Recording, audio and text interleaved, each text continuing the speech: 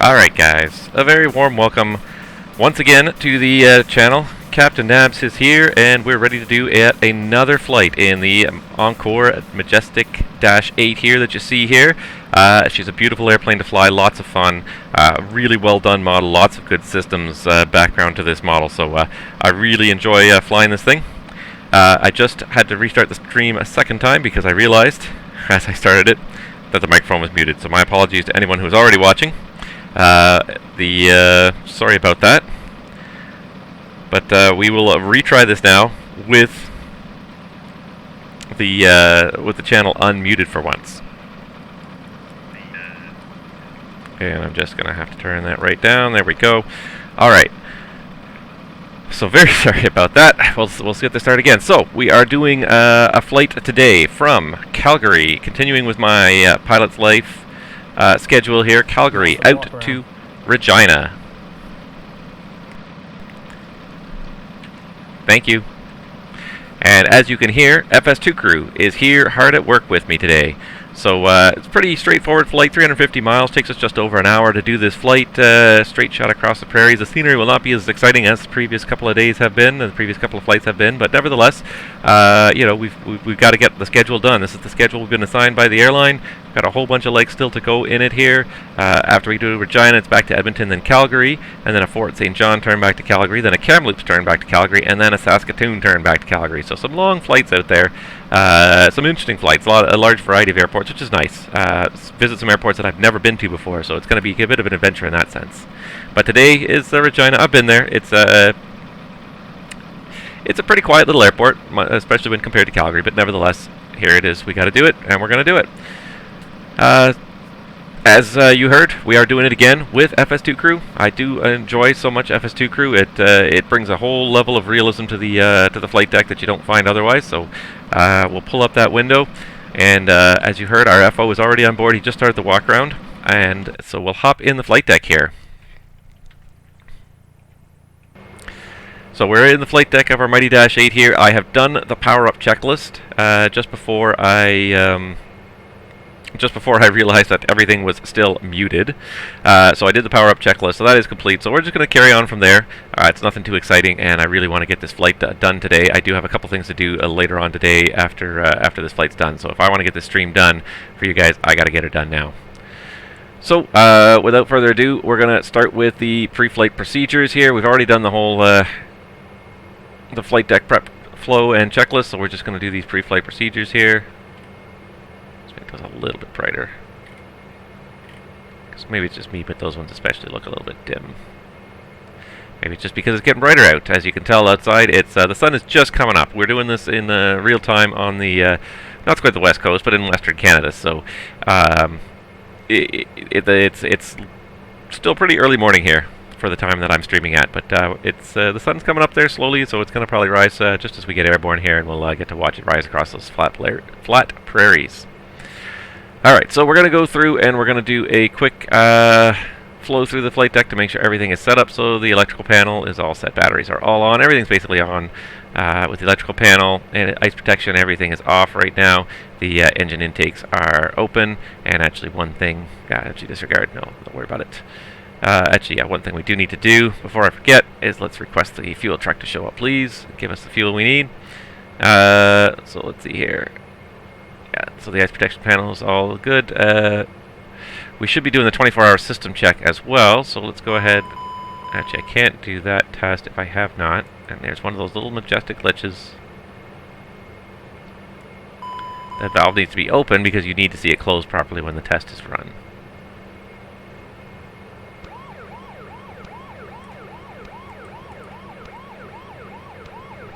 Why am I hearing a siren?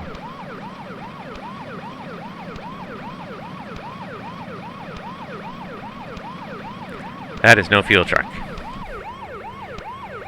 It's also a little bit annoying.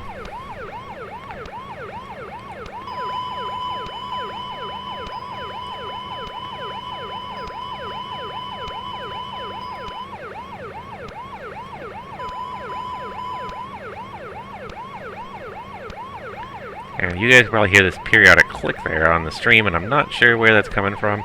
If that has to do with the ambulance that's there.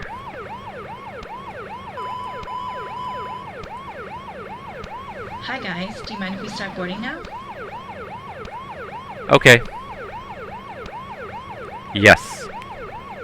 Thanks, I'll be back with the load sheet later. Is this thing just going to sit here the whole time? Is this an FS2 crew, or is this a, Now it's two of them doing it. OMG. That's about to get really annoying, guys. And I don't know why it's doing that.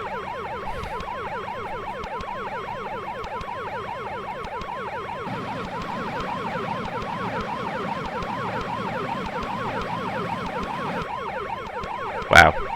That's enough to make me silence this whole thing. If I can do it, and I can't even do it. I am not sure. There. I killed P3D's sound to get rid of the sound of that alarm, because boy, was that getting annoying really fast. So I'm going to kill that for a minute and just see if they go away. I don't know why they shut up. I don't know if that's a airport scenery, if that's something to do with the FS Dream Team GSX, or what's going on there. But anyways, we're going to pull up our... Well, and the fuel guy gave up because I took too long to tell him how much fuel we need. We need 7,200 pounds today, so we'll go ahead and get the Majestic control panel up here, and we're going to say 7,200 pounds. And our trip fuel should be 3,000 pounds. And I haven't done anything else. But I will send that to the flight sim for now, and then we'll...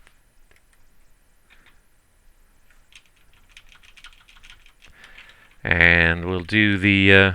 let's see. Oh, it's gone. Let me unmute my P3D now. The ambulance is gone. Yep. I wonder if that's related to the scenery.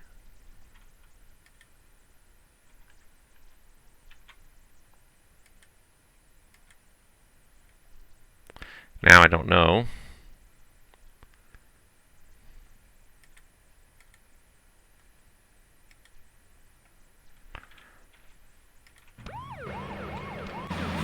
Well, I hear it still, but it's getting quieter, so whatever it was, it left. So I think it's related to the airport scenery. It's a little bit annoying, though, because it really got really loud really fast. Okay, back to where we were, which was doing the 24-hour system checks before I got rudely interrupted by that ambulance. Gotta do the ATC test.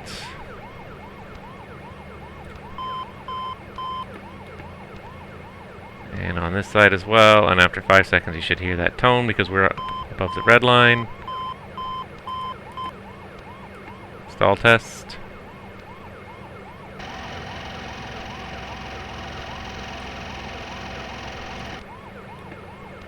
And the switch gets stuck, of course. Alright, and auto feather in there. Let's just make sure I did everything on 24-hour system test. I did the fire detection, stall warning, auto feather, GPWS test. Supposed to do the PA system test.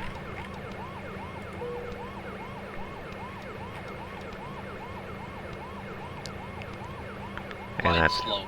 Alright. Pull up. Back to the fire protection panel. Everything looks the way it should. Sink rate. Really, you're going to do the whole thing? Terrain. Terrain. Pull up. Alright, fine. Do the whole thing if you really want to. Don't sink. Don't sink. So there's 2 phases to the test. Too Is this low. on or is this Terrain. off? That's off. That's on Too now. low. Gear.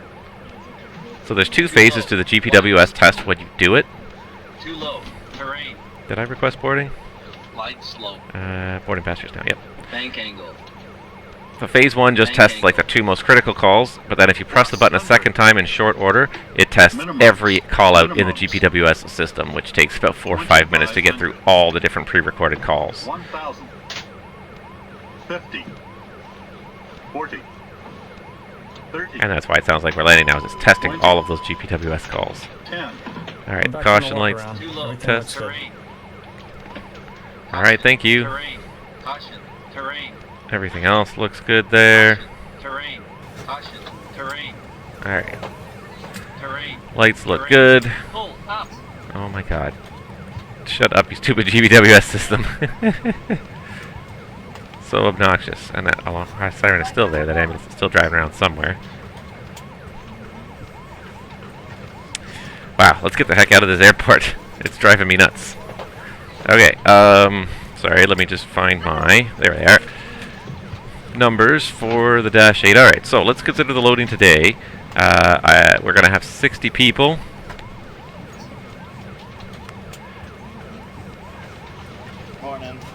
Which means we need to have about 1,200 pounds of baggage loaded. And 60 people, so we can bring a few people out of that zone. A few people out of that zone. There we go. Still balanced. Oops, I should do that first. Still balanced. Alright, and this gives us a takeoff, estimated takeoff weight of 60,356. So we're going to use 61,000 numbers. Always round up when you're doing takeoff and landing numbers. You'll go just a little bit faster, but you're definitely more likely to have a safe margin with the stall. So for a flap 5 takeoff here in Calgary, it's going to be 133.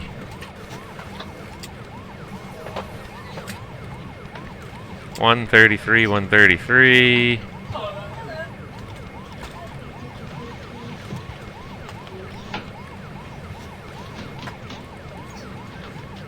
$141 and 152.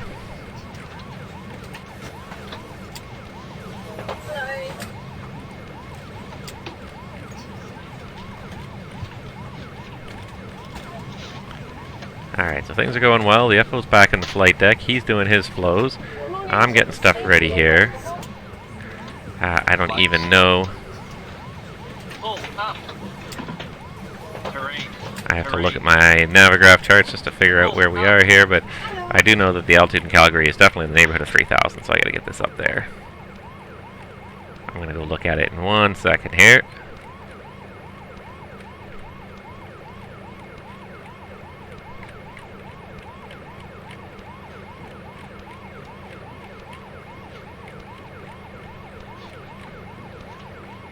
The FO's doing some of his tests now. You can see he's doing the TCAS test.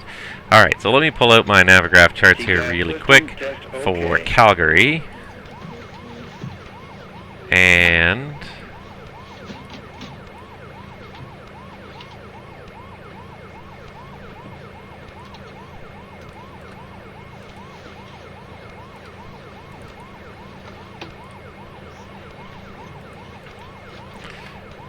Alright, for some reason that went back to default. Now it's back at P3D mode because it was turning way too far every time I turned my head.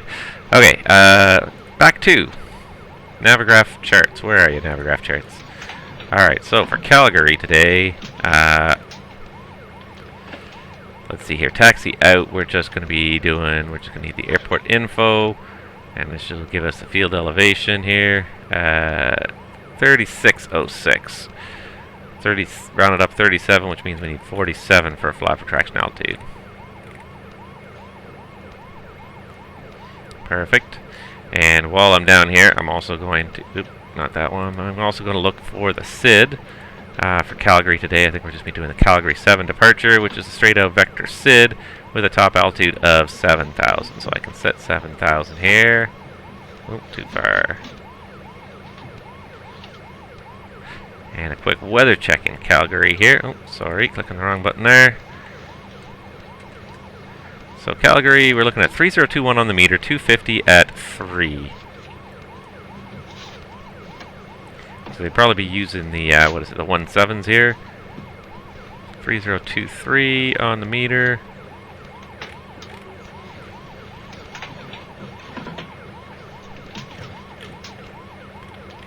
Get those both set. Alright, and then we're good to go. And again, back to the chart for a second. So yeah, we're going to probably be using the 17s. Yeah, so we'll just say 17, right? Keep the taxi short and sweet. If nobody else is, if there's no ATC here to complain about it. And no other pilots around. Yeah, we'll just do it that way. Alright, so that is all set. We just need to push the go around button. Get heading and ALT SEL. Heading, ALT SEL, and then we also need the yaw damper on. Alright, there we go. And those should not be full. That's why now it's switched to an auto feather test. Alright, so we'll let that test finish running. Everything else is off. I gotta turn that switch off as soon as the test is finished running. Run that back to a normal position. Put those back to a normal position.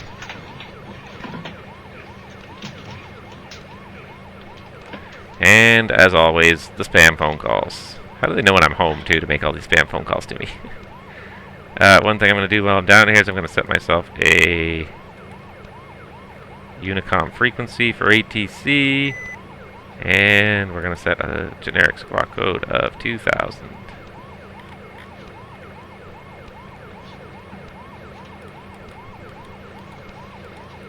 If I can get the button to press. There we go. Alright, all we need to do now is quickly set up the FMS here. You guys should be able to see that there. So, fairly straightforward flight plan today. Not too many waypoints in it, but we are starting at Calgary. And we are going to Regina. And again, as always, I have used SimBrief to plan this out. So here's the routing that SimBrief suggested to me, and it seems pretty reasonable. I checked it. So, Vet B. And then it is Q991 to Libos, and then Oddgov. Q991 to Libos and Oddgov. Alright, so list airways. Q991's number 2 as far as Libos. And then we do direct from there to Oddgov. And then we do arrival. And today, SimBrief also, again, offers you an estimate. SimBrief estimates we're going to use runway 13. For planning purposes, I'm going to put 13 in there now. And if something changes, we can deal with it when it comes. That's fine. Oddgov 6 departure, runway 13 transition. And plan ILS 13, sure, why not? Keep it easy. Oh, and I gotta know what transition to plan on here. I could put anything in now and change it later, but I might as well just have a quick look here. So, show me Regina charts list. Oddgov 1 for runway 13 is going to end at, looks like it ends with a straight in at Cheps. And ILS 13, doesn't matter which one. So I'm going to put APNEN and then make a slight amendment to it, just delete APNEN again. But at least it'll have the extra waypoint in there. So it goes to Cheps, it goes to APNEN. So then I'm going to bring this Cheps back up there and say number 11. And there we go. And then it's all set. Other page we need to work about is the fuel page, of course. Again, SimBrief. Don't fail me now.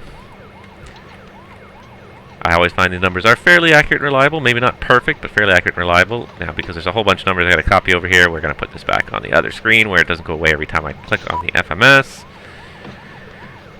So alternate today is Saskatoon. We're going to need 1639 pounds to get there. Our final reserve today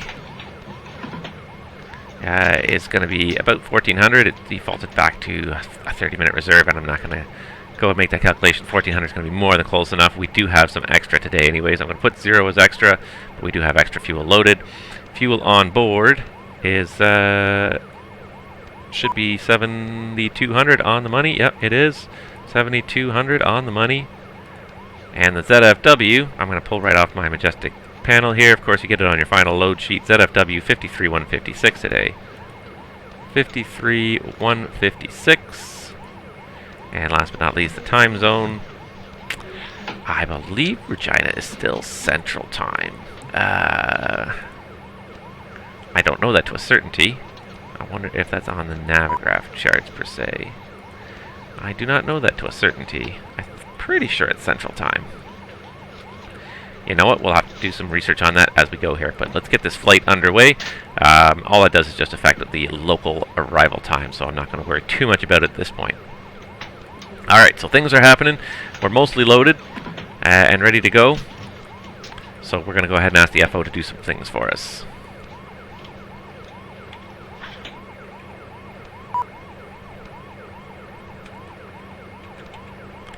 "24-hour systems checks checklist." Engine fire detection. Test. APU fire detection. Test.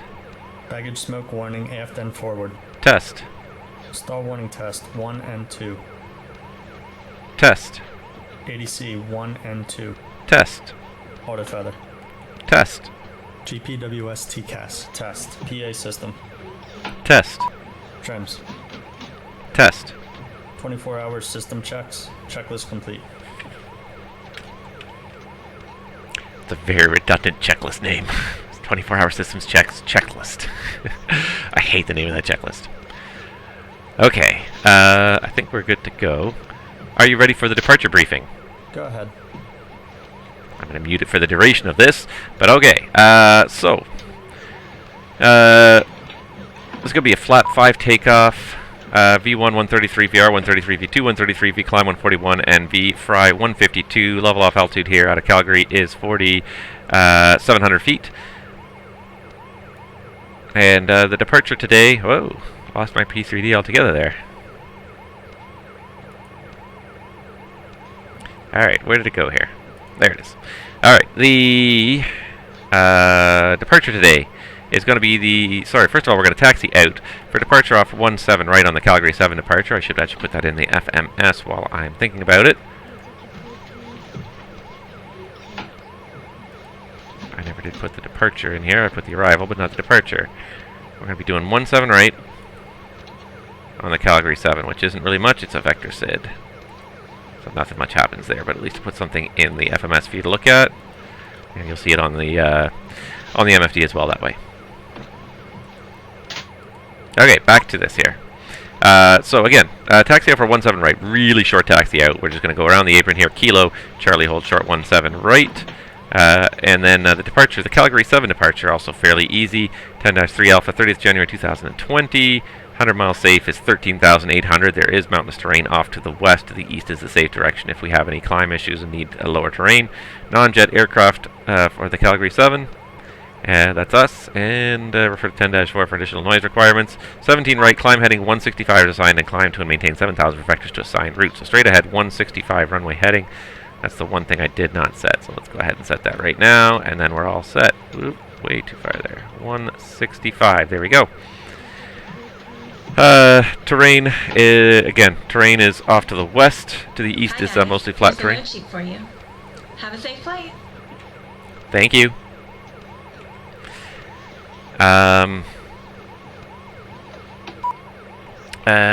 Weather is beautiful here. Beautiful at destination and the alternate, not a problem. Operational, I'd say we're also good to go. No TAMs that I saw affecting our flight today, and the everything on the aircraft is operational, no MELs. And fuel, we got 7,200 pounds loaded, which is the plan. Do you have any questions? No questions. Alright, I think we're just about ready to go. Before start, checklist to the line. Stand by.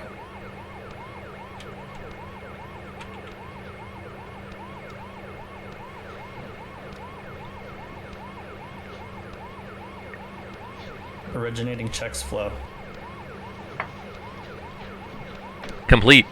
Complete. Gear pins. Stowed. Pre-flight checks. Complete. Complete. External power. APU voltage. On checked 27 volts.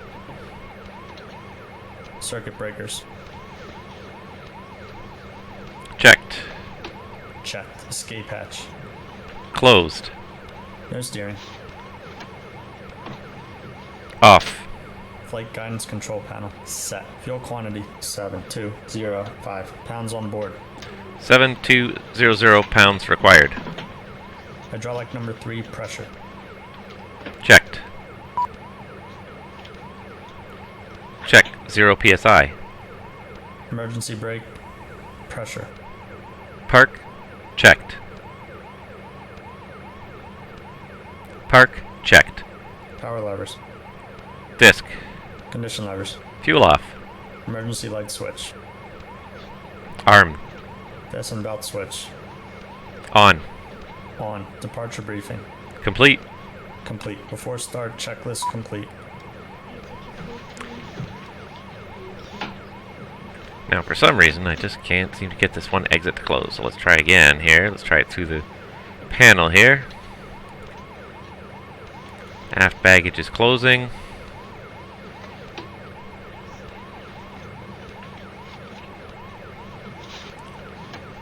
Aft baggage, please.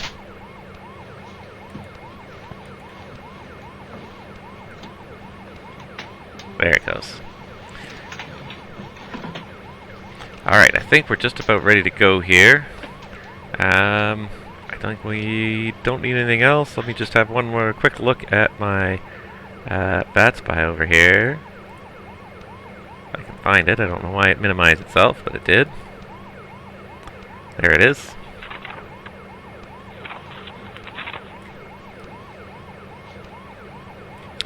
And no, I don't see too much else happening on the VATSIM, so I think we're good. So we're going to go ahead and close the forward door.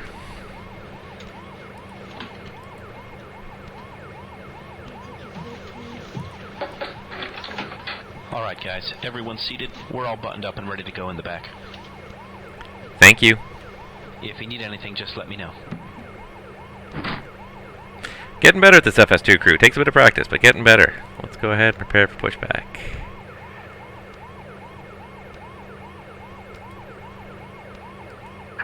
Due to icing conditions, please stand by for engine start until push completed and brakes set. Engine start checklist to the line. Battery master, main, auxiliary, standby. On, Doors, fueling lights. closed, and out. Hello, Any Captain. collision light. We're ready for pushback. Red. Engine start checklist completed to the line. Below the line. APU bleed. Off. Engine, clear on 2. Clear on 2. Engine start checklist complete. Locking gear. Start number 2 for me, please. Starting 2. So the FO's doing it. But I've got to shadow his movement of the controls with my throttle quadrant, or it will screw up later.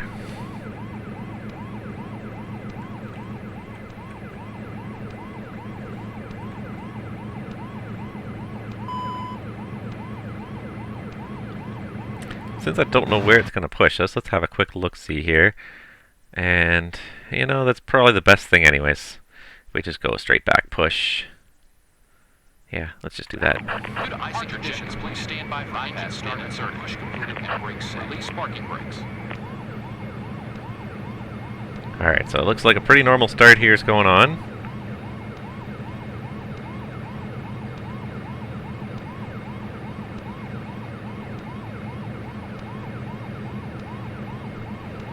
Alright, looks like a normal start.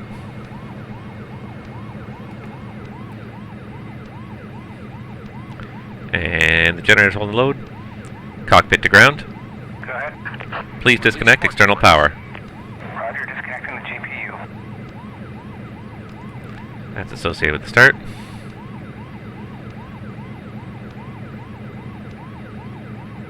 Hopefully we can get out of here and get rid of that ambulance sound. It's really starting to drive me bonkers.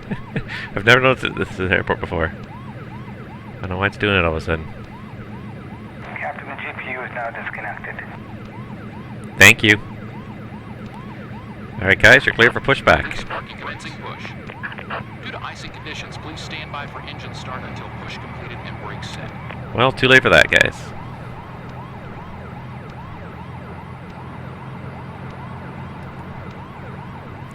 Alright, clear on 1. Start 1 for me, please. Starting 1. For those of you that are astute observers as well, you may notice that I have switched audio packages today. There's actually a second US accent voice for FS2 crew, so I switched to the second US pack today, just for a little bit of variety, a little bit of something different.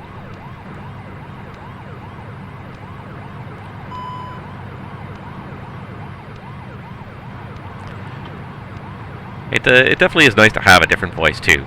Then it even sounds even more realistic. You know, in a real world situation, you'd be switching crews every couple of flights. Set parking brakes. Switching FOs every couple of flights to hear the same voice all the time is not realistic. Confirmation for good engine start. Alright, brakes are set, and yeah, I'd say we got good engine start number 1 and 2. So you guys can go ahead and disconnect. Have a good day.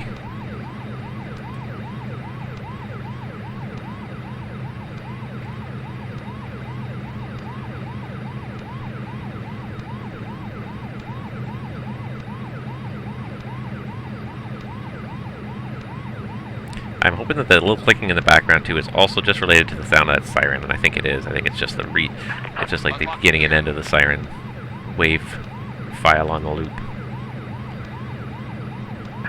Tow truck disconnected. Bypass pin removed. Alright.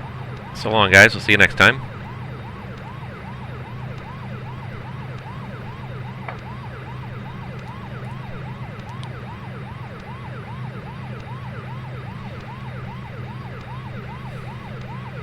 Alright, normally you're supposed to wait for a signal from your ramp guys before you bring the props out of feather. They usually come here, they'll give you a little thumbs up. Left is clear. Right is clear. And you can take the props out of start feather right up to max and carry on.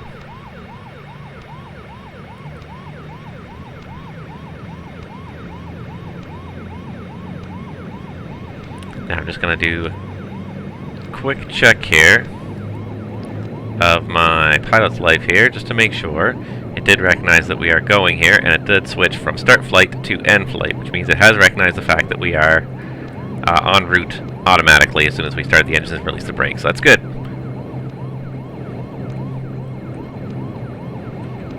After start checklist. Stand by.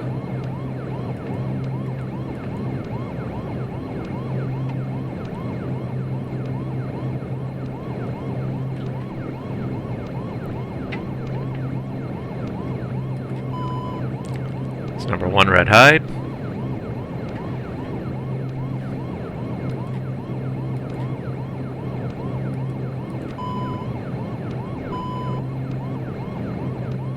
It's number 2 red hide.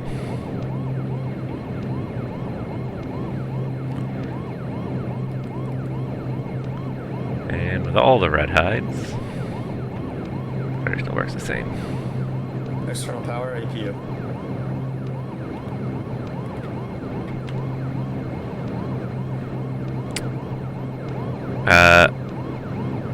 Off. Main bus tie. Off. Ice protection. Level 1. Checked level 1. Check. Level 1. Rudder travel. Full travel. Rudder actuator test. Complete. No steering. On. Auto feather. Auto feather select. Engine rating.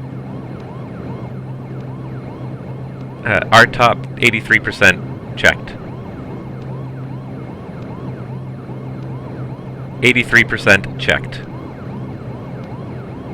Our top 83% checked. Checked.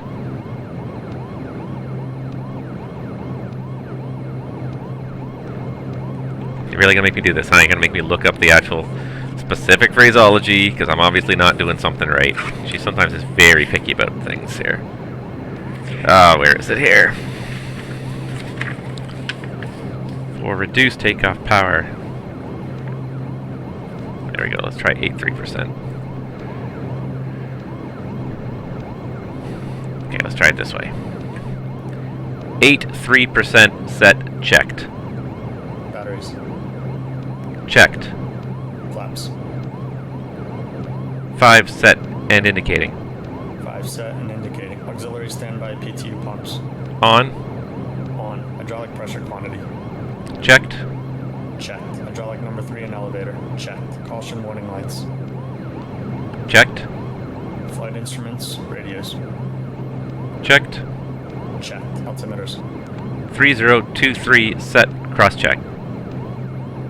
3, 0, 2, 3. Set. Cross check. Ice protection test. Completed in the air. After start checklist complete. Alright, let's get out of here. Clear on the left. And we are clear on the right.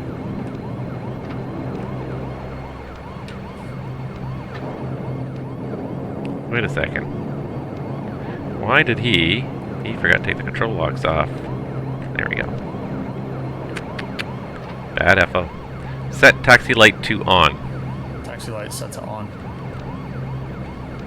Bad FO. He did not take the take the control locks off, which he is supposed to do. I don't know where that ambulance is, but let's get out of here. I'm so tired of listening to that siren now. Also getting a little bit of fog going on here, so we'll get the windshield heat on.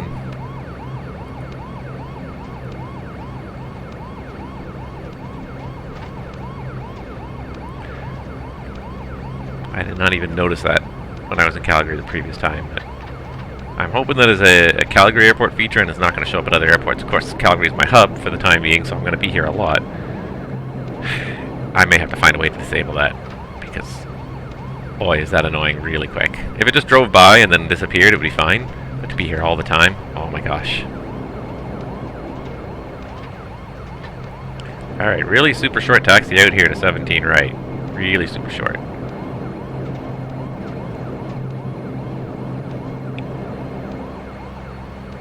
Just gotta wait for the cabin to call secure, and then we can do the before takeoff checklist. Guess while we're waiting, Calgary traffic, White deck. Encore 3300 is taxiing out for departure runway 17 right, Calgary 7 departure. Alright, that sounds like the FO knows the cabin's secure now, so before takeoff checklist to the line. Flight attendants, please be seated for departure.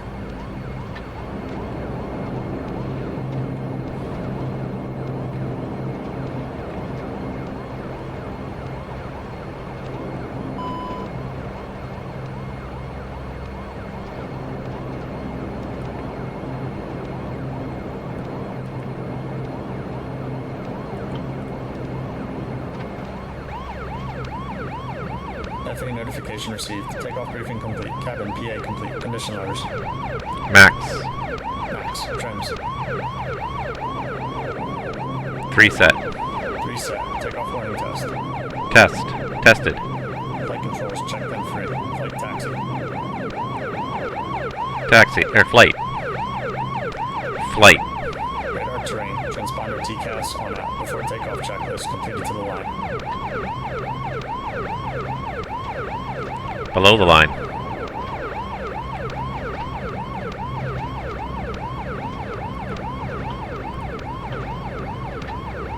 Leads men on. External lights on. Runway.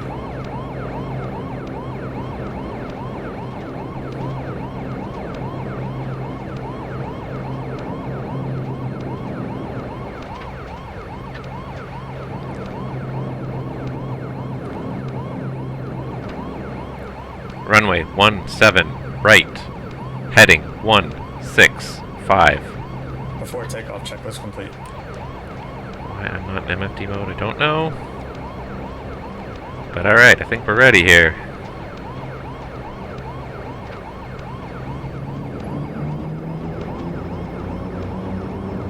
Takeoff, check power. Check power. Power checked. Pop that out just to help me. 80 knots. Checked.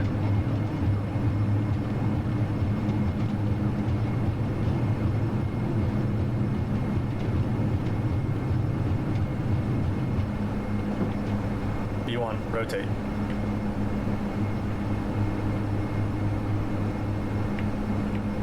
Positive rate. Gear up. Gear up.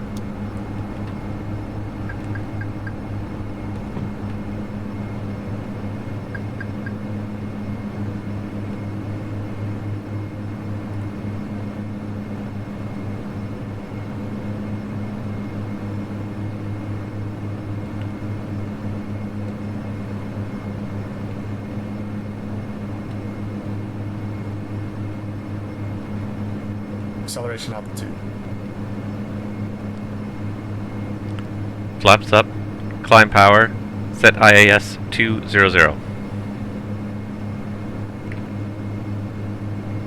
Flaps 0. Climb power. Set IAS 200.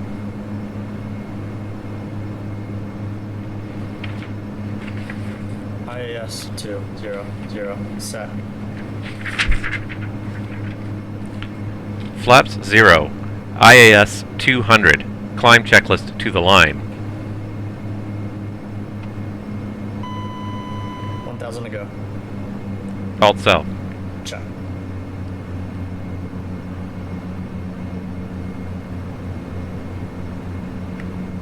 Autopilot on.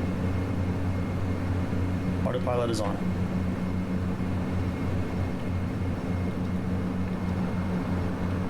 Climb checklist completed to the line. Checked. Alright, we're airborne. We're on our way. Let's just continue that climb all the way up to our cruise altitude. I don't know why it went to such a high pitch altitude right away. Should have just unfrozen to wherever it was. Anyways, flight level 250 set ALT SEL. And let's go direct to our first fix here of VET-B.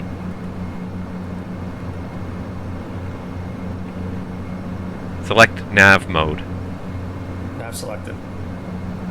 Nice. There's LNAV. I can make him do useful things for me once in a while. Alright.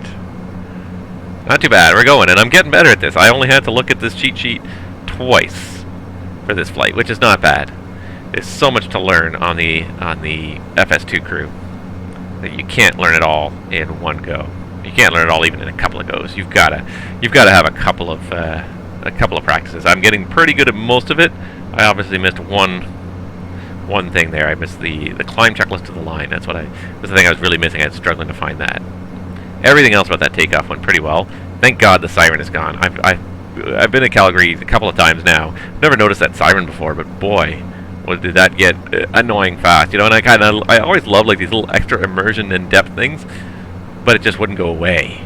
And that's the thing. Like, I don't mind it driving by. Okay, you hear a siren, the ambulance drives by, and then that's it. But this guy he just wouldn't go away. He was always just like somewhere like really close by. So that started to get to me after a while. I like little things like that, little extra things that you don't normally expect from scenery. Hey, look, an ambulance driving around or a fire truck driving around, and even that.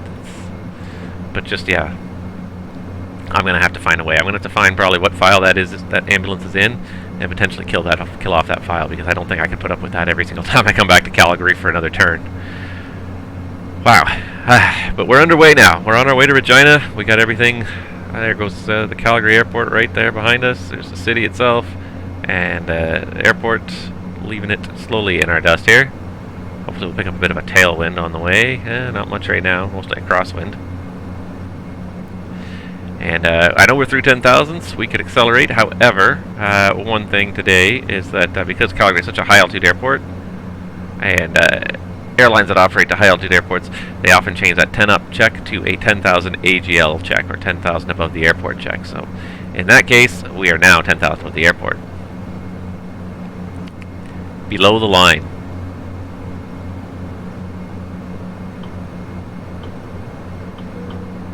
Time checklist complete. Thank you. Alright, so now we've got all the 10 ups done. Let's just check on the pressurization system. Yeah, it's definitely pressurizing. And, yeah, lights are off. Seatbelts, yeah. Turn the seatbelts off. It looks like a beautiful day. There's a few clouds across the prairie. Temperature's going to plummet as we head eastbound here. What are we dealing with right now? Outside, it's only minus 20 right now. It's not too bad, but it's going to get worse as we go further.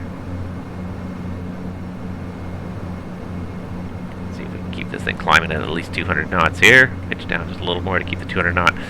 Especially because we're a little bit into the wind for this first segment here, and then as we turn, it's going to be pretty much a straight crosswind, maybe even a slight tailwind component as we turn towards Regina. So a little right turn there when we get to VET-B there. You can see the mountains off behind us in the distance. Rivers carving their way across the landscape, but out to the east is not much. Pretty flat country. Not nearly as interesting to look at in the sim as the mountains are, for sure. But nevertheless, an important part of Canada. Home to so much of our agriculture. Whether livestock or plants for food or any other purpose, fuel, clothing or whatever. Mostly food, though. Really, on the prairies, it's mostly grains growing on the prairie, so it's all mostly food. But you know, some of the grains nowadays are also being used as feedstock for biofuel sources. So it's not to say that it couldn't be certainly fuel. Although I think they prefer to get their fuel out here in Alberta from the oil up north there, not from the plants that grow on the prairies. I won't even get into that. Alright, approaching 180, so...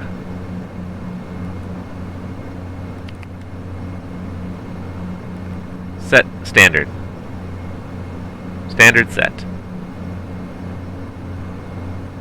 Oh, what is the call? Do I have to say 2992?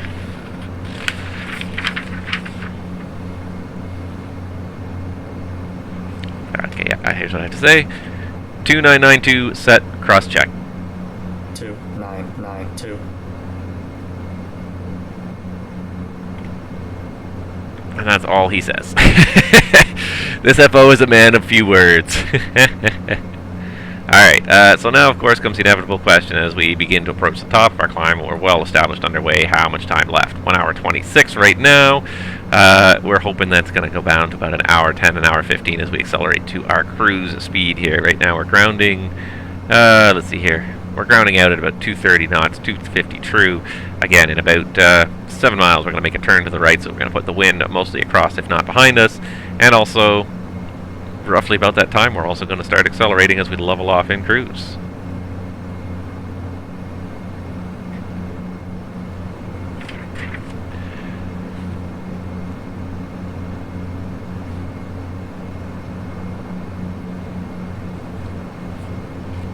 There is no cruise checklist in this airplane, so it's just set cruise power, which doesn't do anything anyways, so I have to set the condition levers manually, which is fine. One thing I did promise that I was going to do, and we didn't do, was the ice protection test. So we should probably do this for the sake of the company, for the good of Queen and company. So the windshield heat's obviously been on for 5 minutes, no failures, no problem there. Prop heat should show green on both sides. We'll come back to it in a second here. Minus 30 out now and getting colder. And the colder it gets, the longer it spends on each side. So when it's only like minus 5 or 0, it's going to just be 10, 20 seconds on one side and flip to the other. But the timing varies in this airplane based on the outside air temperature. And the colder it is, the longer each blade spends on. So now you're spending a long time here staring at it, waiting for something to happen. Come on. Alright, while we're waiting for that to happen, let's go ahead and put this in fast mode and start that timer. Really, it's not doing much good. Of course, normally you'd want to have like your finger on the timer button, one finger on the timer button, and then when you turn this on, you press the timer button at the same time. Obviously, can't do that in the sim with just one single mouse, so we're kind of limited. But you're looking for 6 seconds on each segment. That's what you're looking for. 6 segments on each de-icing segment. Wow, it's taking a long time to switch to the second one here. There goes the tail segments, as well as the engine intake segments. There we go. And then what you're also waiting for after this one is you're waiting to see it come back around to 1 minute fast mode. So at the 1 minute mark from when it first started, the cycle should start again. Alright, now we're getting some wind behind us. So and this is probably about 5 seconds away. I think it's going to be about 5 seconds to get down there. So now we're down to about 124 en route. We're putting more wind behind us. So right about now it should start again any second now. You want it within reason. The timers in these airplanes are not perfect. So you can see the prop heat's on the other side and it's doing fine. We're not going to fly through any clouds by the looks of it. We might just hit this layer, so we'll leave that prop heat on for now. You can turn this off. It'll finish the cycle, even if you select the mode frame, the mode selector off. It'll finish the cycle before it goes off. Looking pretty good. The engine's staying reasonably warm despite the fact it's getting really cold out there really fast. Minus 35 now up here. Now we got 258. We cut 3 minutes off there. Once we start to accelerate here, we should cut another 20. We should probably cut most of that 20 minutes off there and be in Regina in about an hour and a bit, which is good. That works out well for me for today, for my timing and everything else. And obviously the sun came up while we were just getting all this stuff underway here.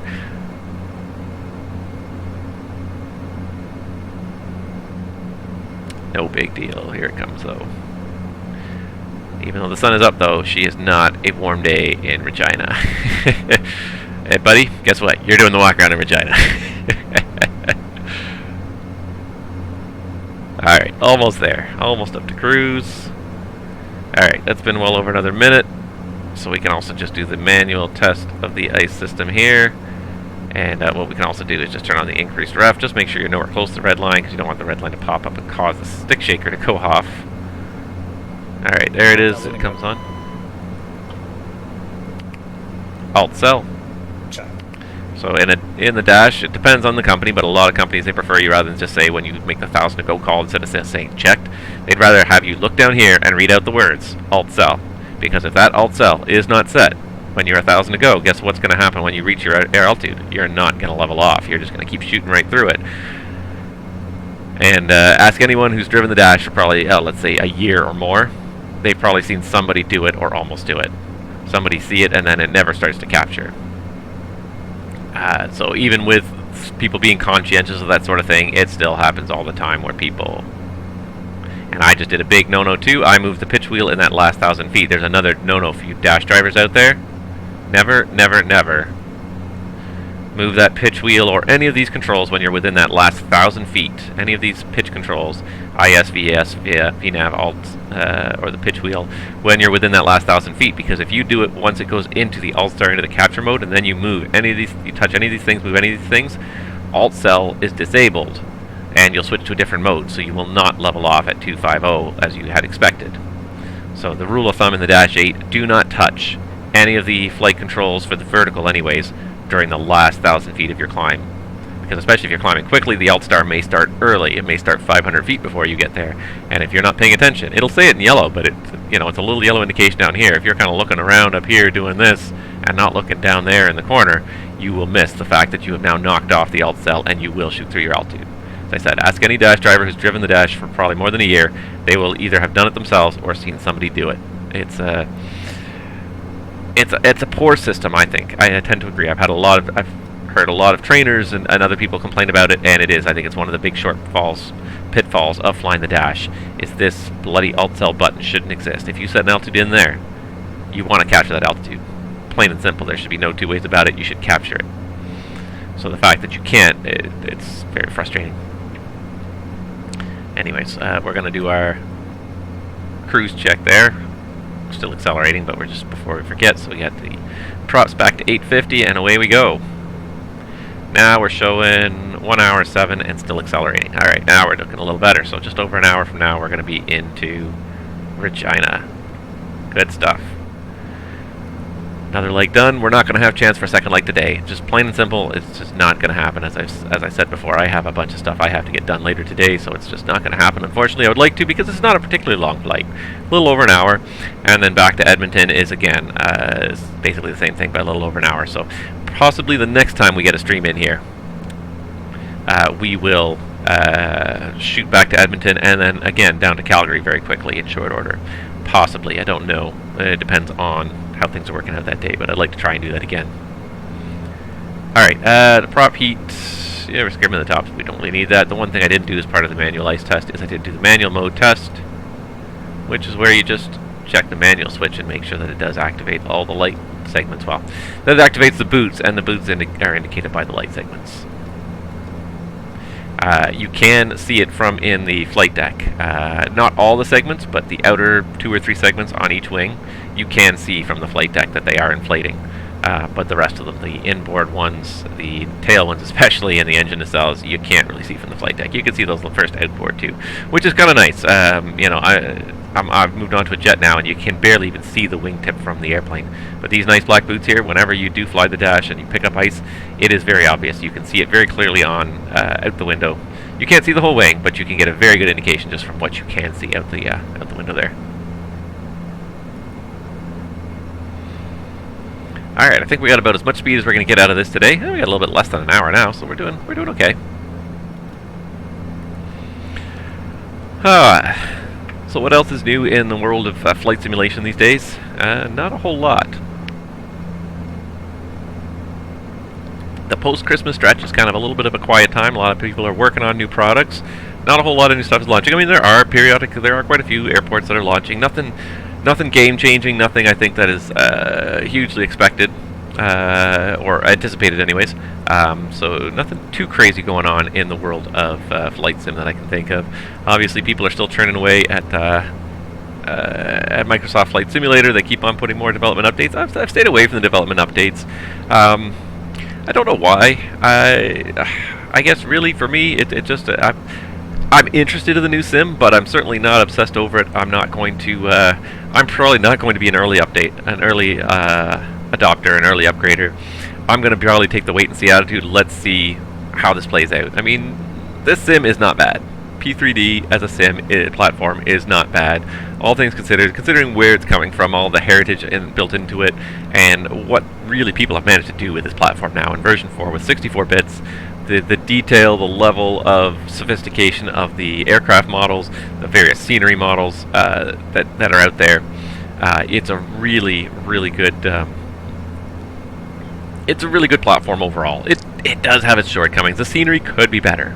The scenery, by modern standards, is a little bit on the basic side. It certainly is. It's not fantastic. But it also comes down to, as I've mentioned before, I've done a recent computer upgrade. I might now be able to consider the new Microsoft Flight Simulator. There's still so much up in the air, though. You know, in terms of what are the requirements. I'm not going to start drooling over it because, for all I know, this computer that I just built may not be able to handle it. I upgraded everything except for the video card. I kept the old video card for now. That'll be a purchase for another year. So what if, you know, I hate to get too excited about all the new modern games, and this goes for any game, just because I'm always concerned about whether or not my system can actually reliably run it. And if I don't think it is, I don't bother to worry about it too much. I just try not to pay attention to a game that I don't think will run on my system. With the system that I've got going on now, I think most modern games will run on it quite well because it's fairly high end. The only thing is the graphics card is a little bit lower end still. Fine for P3D because it really relies more on the CPU than the graphics card. But yeah, so that's part of why I'm trying not to get too into it. I am excited more for the community as a whole than for myself personally. I'm excited for the number of people that this may bring in, the life that will probably be breathed in the community and reinvigorate the community as a whole. Not that it's not a great community right now. The number of people attending Flight Sim Expo each year, I think, reveals the fact that this is still a very lively, dedicated community. It absolutely is. But the one thing that a new sim platform will do more than anything else, I think, is probably bring in a little bit of new blood, or perhaps even bring back some old blood that's been away for a while. So I'm happy for the community as a whole. I like to see this community grow. I like to see more and more people in this community supporting the developers that are putting out these wonderful airplanes, the developers putting together some magnificent scenery packages. I like to see lots of people in the community ready to support those people. You know, these people, they make a living, a lot of them, off of what they do here, and it's not a huge market. The flight simulation market, especially for the higher end add-ons, is not a big market at all. It's a disposable income. Not everyone has a whole lot of it to spare in their life. So you know, the better path to higher revenues for the various developers who are trying to make a living out of this is to bring more people into the sim, not necessarily charge more to the people who are already in here, because there's only so much these people can spend. Some people probably, there is cost is no object at the end of the day, but most people have a fairly fixed budget on what they can spend. So the only way for most companies to increase their revenue is either by cannibalizing each other's sales or by bringing in new blood. So that's where I think that the new Microsoft Flight Simulator will be great. It will bring in some people who maybe have not looked at Flight Sim before, maybe are not aware of how in-depth this world can be. That's what excites me more about Microsoft Flight Simulator. For myself personally, I'm happy with the sim the way I have it set up right now. I don't feel the need to jump out and buy it right away. One thing that I am happy about with Flight Simulator, a little tidbit that came out that I did read, and that is that they confirmed to I think it was a Spanish language website, that there is that there will be a no subscription outright purchase option for Flight Sim 2020. That is to say, with what they're trying to sell from what a lot of people have seen and written and read, it seems like a lot of it is going to be sort of a server-based. A lot of the scenery is going to be stored and rendered on a distant server and then downloaded to you as you fly through the world, just the area that you are in. Something like that, of course, then begets the question, well, hey, are you going to charge per month for the system for us to have updated scenery that our flight simulator will fly through? And I'm not against that model right off the bat in its totality. However, I would like to, I think that they need to ensure that the simulator will function if the servers are shut down. That to me is the biggest thing. So the fact that they are going to have an option, at least for you to purchase a package where you buy the simulator outright, whatever it is, $70, $80, $60, I don't know, but whatever price it is, you buy it, boom, here's the sim, install on your computer, you own it forever. You don't have to worry about 5 years from now, 10 years from now, well, there's not very many people using the system anymore, so we're going to shut all the servers down, and now your software no longer works. It's the problem with so many modern game systems, is that, relying on this online world that we've created, and the online infrastructure, relying on it for your software to function is a very bad move in the long run. It makes lots of money for the company in the short term because they sell subscription models, and people spend more money by spending a little bit every month, but it adds up to a lot more than software purchase outright. That bugs me a lot, but more than even just the pricing structure itself is the fact that if you rely on a central server to provide a necessary service that's part of your software, what happens when that server goes down? Either because it's taken offline by some sort of glitch in the system, or perhaps a denial of service attack, or the company just decides that they are no longer able to support the system, whether the company goes bankrupt, or they just shut down that division, or they just say, we're not making any money off it, we're just shutting these servers down. Is your software rendered useless at that point? And certainly for the amount of time, money we all invest in flight simulation, I hope not. I hope not. I hope that, in 2025, when they come out with the next version of Microsoft Flight Simulator, I hope that all of you who buy Microsoft Flight Sim 2020 are not going to be, SOL, out of luck, because we're going to shut down these servers, and only the people on the newest servers are going to be able to get any information. And now you don't have even a world you can fly through. So as long as there's at least a base model out there that you can still fly through, that your software will have some kind of value afterwards, then if you want to have a subscription model where you can have upgraded scenery, and you can have a better scenery package that's always being improved, that's always being updated as the real world changes, with satellite images taken within the last 6 months or 12 months or 2 years or whatever, but being constantly updated, I'm okay with offering that as an option, as an add-on. But to take away the core functionality of scenery that your flight sim flies through, this red line here is just making me a little bit nervous there, to take away the core functionality that your airplane flies through, and as soon as their servers go offline, you cannot function anymore as a simulator, no matter how many add-ons you've purchased for it, that I would have a big issue with. If they were only selling a subscription model and you were relying on some central servers for it to work. There's been so many debacles over the year. The one that comes to mind that was a total debacle was that the SimCity,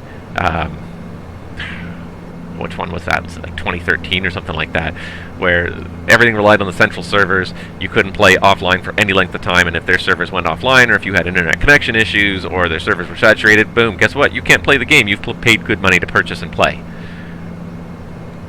I have great problems with a lot of these centralized servers, and in the news recently, Sonos also unfortunately attracted the wrath of many of their customers. Sonos has a very loyal following of customers, but they announced that they were going to start rendering some of their oldest models obsolete, and they were not going to be supported. However, what people read into it was that they were no longer going to be able to use those old models, that their system was all these old speakers that they purchased were going to be essentially bricks. They're useless. They're not going to be able to use them. This is again the problem with this world where we all have online services and everything's all linked together. Your electronics will have a finite lifespan to them, and that's a sad thing with a set of connected speakers of any kind. They're going to have a finite product life. Eventually, 95% of people are going to have moved on. The last 5% are not worth supporting anymore, so the company's going to drop support for those last 5% of people altogether. And that's going to happen faster than it has in the past. When an audiophile used to buy a set of speakers, he'd buy a set of speakers, he'd have it for 25, 30 years. You know, he might upgrade at some point, he might add a few more speakers to his system, but those speakers, you know, barring kids poking holes in them or whatever, those speakers were going to last you a good part of your lifetime. But with the electronic speakers, you know, the technology is moving so fast. The problem with the Sonos speakers is that the original ones just don't have the processing power and the memory to handle all the new services that Sonos is trying to load on there. And I have Sonos speakers, and I like them. I think they're great speakers. I only have a couple of them because they're expensive. That's the other problem too. It's like a lot of these electronics and things we buy, they end up being very expensive. And to know that there's a planned obsolescence date is very disturbing. You know, the cheapest Sonos speakers are $220 or something like that. That's the cheapest end, and then they go up from there, $500, $700, $1,000 for your TV surround system. And to spend that money and then find out, you know, 5 years down the road, guess what? We're no longer going to support that model. You can't use it anymore. Very very frustrating to the consumer who has dropped a lot of money on their product to find out that it's useless. And I think we're going to start to see more and more of this. We're just only getting into this age of the connected devices, the Internet of Things, and we're going to spend a lot of time living in this age now. These things are going to start aging out soon. The very first generations of some of these things, like the Sonos speakers, which they were some of the earliest smart speakers, they're starting to age out now, and companies don't want to support them anymore because they can't do everything that they want because the hardware is a little bit outdated, or they can't support maybe a modern protocol or something like that. Sonos has a pretty good constant upgrade program. Like the patches are constantly being sent to you, and updates are being sent on a regular basis, but a lot of these updates also add more features, and the older speakers with less processing power can't handle these older features, so they're trying to start deprecating some of them. But some people invested a lot of money in the first couple generations of those speakers, you know, to outfit your entire home with a half a dozen or a dozen speakers, you know, 1 or 2 for every room. You're out thousands and thousands of dollars, and to say that, oh yeah, most of your hardware is obsolete, you can't use it, especially if you want to buy a new speaker and use it now. It's very hard for people to wrap their heads around. But it's coming more and more. People have connected appliances, smart TVs that have a much shorter lifespan than any previous TV, because guess what? Your protocol's not going to be supported. Roku's stopped supporting some of their earliest devices. Some of their earliest devices won't support Netflix anyways, because they don't support certain DRM channels that Netflix wants to use. So there's the red line. See, I'm going to just bring the power back a little bit. So now all of a sudden these devices that you bought 5-7 years ago are now becoming obsolete, and it's, you know, and the companies say, oh yeah, but it's a really old device. I'm like, yeah, but I buy a device and I expect it to last for a certain amount of years. I don't expect it to last 2 years, you know. And even cell phones, people are feeling the same way. I don't want my phone to last 18 months to 2 years now. I want to get 3, 4, 5 years out of it. I don't want to buy another one 2 years from now. If I have to buy another one from 2 years from now, you better believe I'm not going to be buying it from your company. I'm going to be buying it from your competitor next time, because I do not need to spend that much money every 2 years as you do on some of these connected devices. All these connected light switches, how long are they going to last? How long before they are obsolete? And now you got to pull those light switches off your wall and put in a different one, an upgraded version, or maybe revert back to an old light switch. So yeah, it's an interesting age we live in. People are really like the convenience they can get, but nobody's thinking about the long term. What's it going to be like 5 or 10 years down the road? When your parents and your grandparents bought an appliance, they bought a washing machine, they bought a refrigerator, they expect it to last 20 years, 25 years, 30 years. Nowadays, you buy a refrigerator. Refrigerators are not too bad, but so many appliances, you know, you have so many things you buy, like the expiration date's a lot less than 20 years. How are we doing there? 40 minutes to go.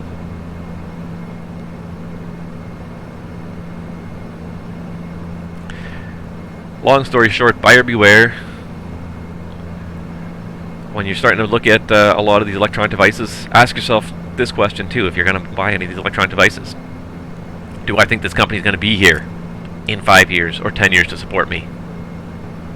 You know, you look at a lot of these startups, and a lot of them don't make it past a couple of years. They may sell a few thousand devices and then all of a sudden out of business. Does your device still work without the back-end support? Very important question to ask, and that's something that For me in the sim, I want the sim to work whether I have backend support or not. Maybe a central server can make things better. You know, you can connect, you can get traffic, you can get weather, you can get updated scenery with events happening in it. But the simulator should still function, even if you're not connected, even if the server's down or whatever. Your sim should still function. So it sounds to me like Microsoft 2020 is going to be the case. It is going to have the ability to operate offline with a fixed database, much like the previous versions of Sim have. Maybe there'll be a better one if you're online, higher resolution, higher fidelity. Sure, great, but please make sure that I can still operate when your servers are offline, or maybe I'm off the internet. Maybe my internet connection's gone down today. It happens. We're not 24/7 connected to the internet, all of us, all the time. All right, end rant.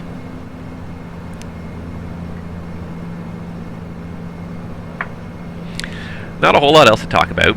So the one other thing I did just want to mention quickly to those of you guys that are watching this channel and are fans of the channel, and I know that you guys have been waiting for a very long time, so I'm happy to say that the next systems video is on the cusp of completion. I expect it to drop on YouTube within the next week, and probably by the time this video comes out, it'll have been even less time than that.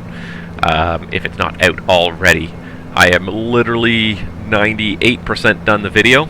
I have to finish one more thing, and then I have to do my quality control check. And I'm very thorough with my quality control checks. I go and I rewatch the video carefully, sometimes twice, to make sure I'm listening to the audio and watching everything that's happening on the screen to make sure that everything does look good. The systems videos especially. I take a lot of pride in putting them together, making them look very polished, very professional. Part of the reason why it takes so long for me to get them out there is that it's not just like these Twitch videos where I just record them, I throw up a title screen, and I send them out there on the internet. I take a lot of time. And hydraulics has been in progress now for 4 or 5 months. I've had a lot of personal stuff come up in that time that has paused my process quite a few times throughout, so I haven't been working continually on it for that long. But I will also say this, that it is going to be the longest systems video to date, because it is also one of the most complex. I didn't really, and I had a good understanding of the hydraulic system coming into this, so I didn't think about how complex this system is. But the hydraulic system in this airplane, there's a lot of components to the systems. First of all, there's 4 different systems. There's a lot of components within each system that deserve explanation and deserve at least a minute or so of discussion about their various features and things. And then there's the different failure modes as well. So between the different failure modes, discussing all the different possible failure modes in the QRH, and there are a lot of them, and also just the complexity of the system itself, especially the 2 primary number 1 and number 2 hydraulic systems. There's so much stuff going on in there. They are by far the most complex diagrams I've ever done, and the most complex explanations I've ever had to do, which is part of the reason why this turned into the longest one. I'm hoping that the next systems video that I do produce will come out faster and quicker, and I think it will. Oh my gosh. And we have ATC, ladies and gentlemen. Winnipeg Center is online. Holy cramoly, I did not think we'd see anybody today. Well, there we go. Winnipeg Center, very good morning. Encore 3300, level 250.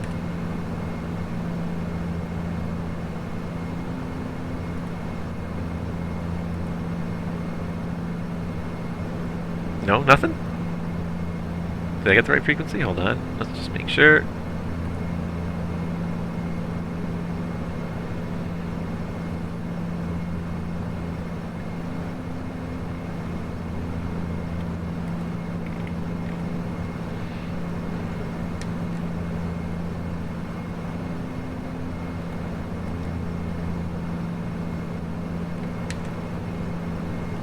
Winnipeg Center, very good morning. Encore 3300, flight level 250. Encore 3300, Winnipeg Center, very good morning to you as well. Recycle your transponder, please, squawk 0672 Niner.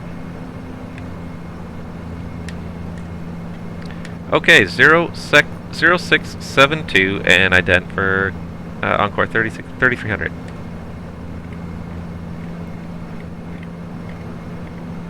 Now that sounds really quiet to me. So let me just play for a moment with this. Audio settings here, because that sounded really quiet. Encore 3300, thank you. Identified flight level 250. The return altimeter 3056, playing the RNAV runway 13.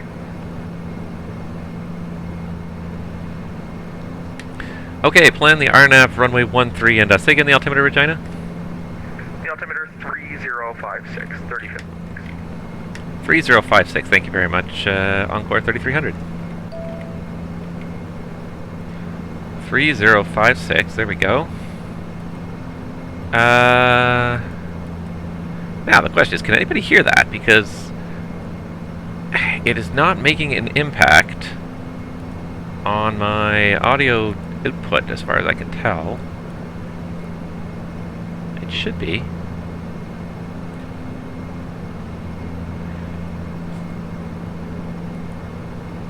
Let me try it one more time. And Winnipeg Center, Encore 3300. Can you just give me a radio check one more time? 123321. Encore 3300 on a problem. Readability is 5. How do you read me? Yeah, I got you 5 by 5 as well. Just wanted to check something. Thank you very much. No problem.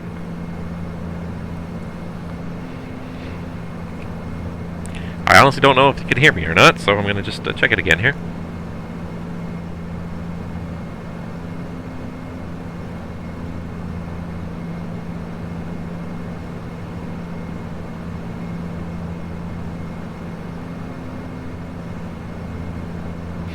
Alright, well I hope you guys can hear the ATC there.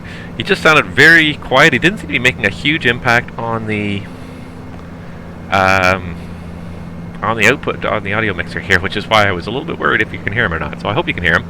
Anyways, Winnipeg Center's online, Regina RNAV runway 13. So let's start pulling some stuff up for that now, because we're getting there. We're going to probably have to start down in about 10 minutes or so. So let's start getting set up here. First and foremost, let's look at the landing weight here. We're showing 57,200 over Regina. However, we're going to reduce power for the descent, so we add about 500 pounds. That number usually works pretty well, which puts us at about 57.7, 57.8, so we'll just round it up to 58,000 numbers for the landing here. Where did I put the... Where did I put my takeoff and landing card? I already lost it. Always losing everything. Okay. So let's do 58,000 pound landing. It's decently long runway Regina. We'll just do the good old flap 15. At 58,000, we're looking at a ref of 122. And a go of 112.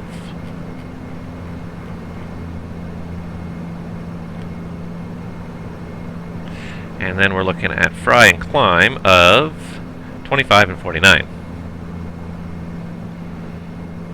So we're just going to put those in here in the back, 25 and 49, but you can't put a 49 on a transponder, so 50 it is. 25 and 50, okay.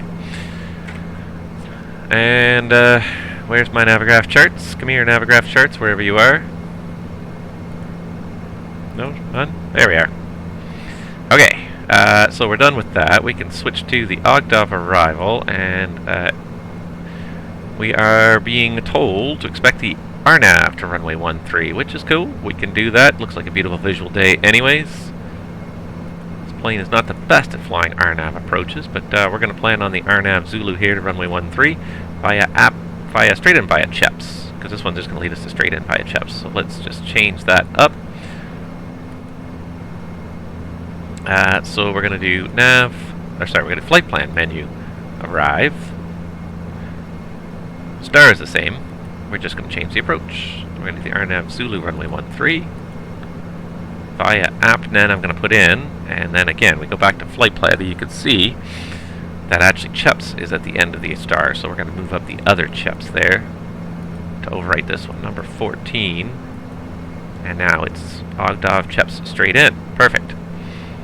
Alright, let's just check the Navigraph charts for Let's see here. Altitude restrictions on the star. Anything for planning on the star? Cheps at or above 4,000. That's it. Max 190 knots. Pretty straightforward. And let's check the approach profile here for the RNAV, runway 14. Or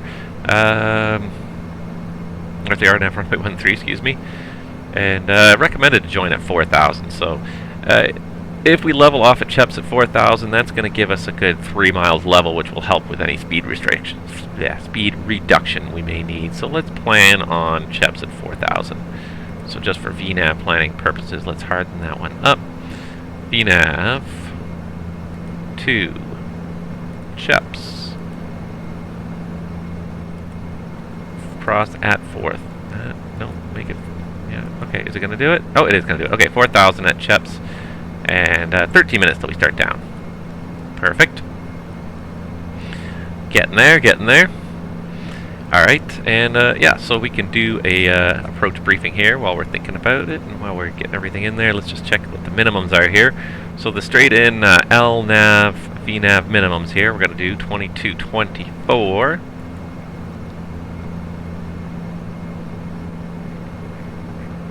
Can round that up to 2230. Quite a bit lower than Calgary. Uh-oh. Okay. Sim froze for a split second there, don't know why. But she's all good now.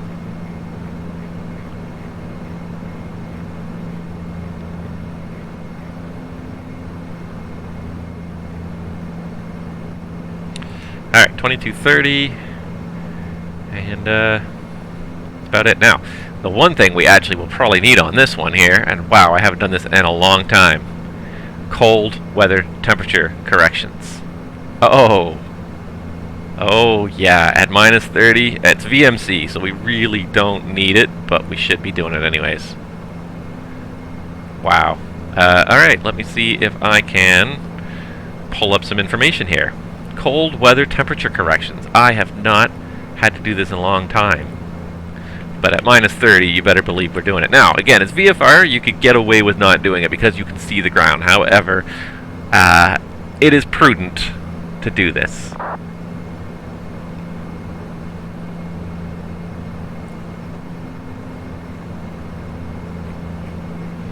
So let's see if I can find the altitude correction chart. Alright, so here is the altitude correction chart. Don't know how well you guys can see this anyways, but because as air gets colder, it becomes more dense, and thus, even though you're indicating a certain altitude, you're actually, when the air is really cold, really far below standard, you're actually lower than the altitude on your altimeter, and it can be, the difference can be quite substantial, especially as it starts to get really cold. It's minus 30 in Regina. So you're talking about, if your ILS minimums are 200 feet, you're actually 40 feet low when you get to minimums, and you should actually add 40 feet to the planned minimums. In this case, let's do a couple of examples here from this chart just to show you guys. So for my Navigraph chart here, so our minimums here are 329 feet, 300 feet above the elevation of the altimeter setting source. So 300 feet above the field elevation, which is where they're detecting the altimeter. At minus 30, we should be adding actually 60 feet to this. So instead of 2224, it should be 2284, round up to 2290. So let's do that. Let's do that properly. And likewise, you should be making notes and amendments for all of the important procedure altitudes. Your check height at Vesro, 3,300 feet. This is about, let's see here, what's the elevation here? So the elevation here is 1900, so 3,300. That's about 1,400 feet above that. So at 1,500 feet, we should be adding 280 feet. Basically, almost another 300 feet. So in fact, when we cross Vesra, our altimeter should read 3,600 because it's so cold and the air is so dense that the normal altitude lapse rate is no longer accurate. And when you're doing approach procedures where you're getting close to the ground, these differences can be substantial. When you're dealing with obstacle clearance and things like that, you will not have sufficient obstacle clearance when the temperature gets really cold if you're flying at these minimum altitudes because the air is denser and you're sitting close to the ground than you think you are. Different companies have different rules of thumb about the altitude correction chart.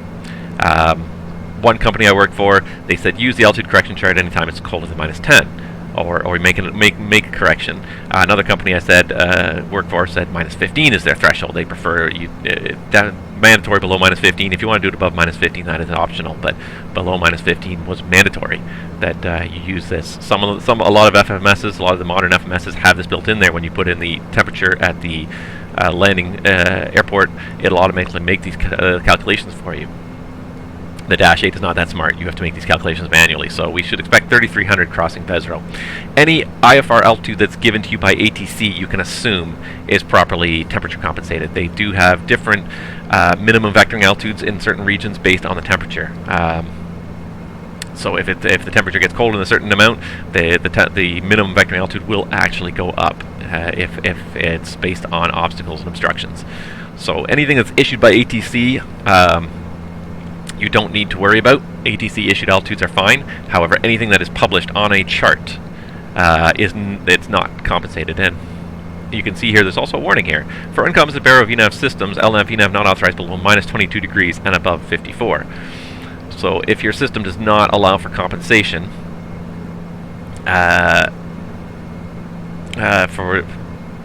for temperature, then you can't fly this procedure. So if you're using a Barrow VNAV, you can't fly this procedure below -22 because it's going to be too cold, you're going to be too close to the ground, which actually it is.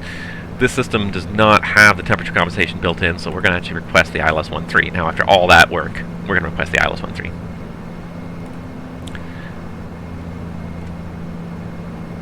At Winnipeg from Encore 3300. Encore 3300, Winnipeg. Just looking at the chart today, we're unable the RNAV to runway 13 due to the temperature. We're going to request the ILS 13. Encore 3300, that's not a problem. Expect the ILS runway 13. Plan the ILS 13, thank you, Encore 3300. Okay, back to changing it again. After I went to all that work of talking about it, change it again. That's okay. Menu. Flight plan menu, arrive. It's really not making a difference anyways because we're going to fly it with the localizer and the glide slope signal anyways. It's the same basic procedure, but we're going to do it properly here. Flight plan. So again, 14 is Cheps here. Alright, and then I think that may have zapped our VNAV. Yeah, that zapped our VNAV because we reloaded the waypoint that our VNAV was based on. So there we go. Restart it again there. There we go. Alright, so back to what I was originally planning anyways before this whole debacle started, and the ILS to runway 13. Still though, cold weather temperature corrections apply here as well. So our straight-in ILS minimums of 2095, however, cold temperature correction chart, 200 feet AGL, at -30, we are supposed to add 40 feet. So 2095 becomes 2135, so we're going to put 2140 as the barrel mins here.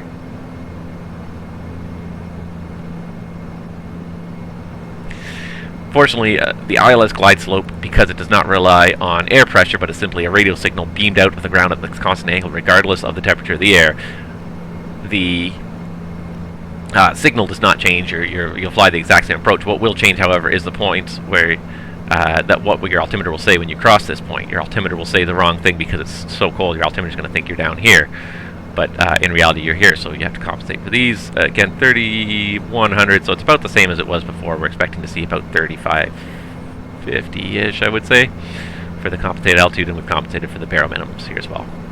All right, 1095 and 128. So let's get these frequencies in there.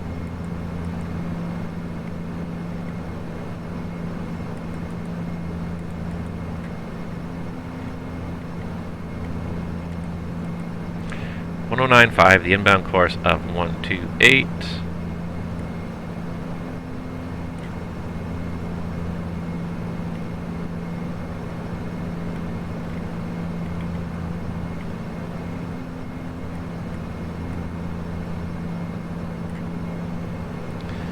And then on the FO side as well.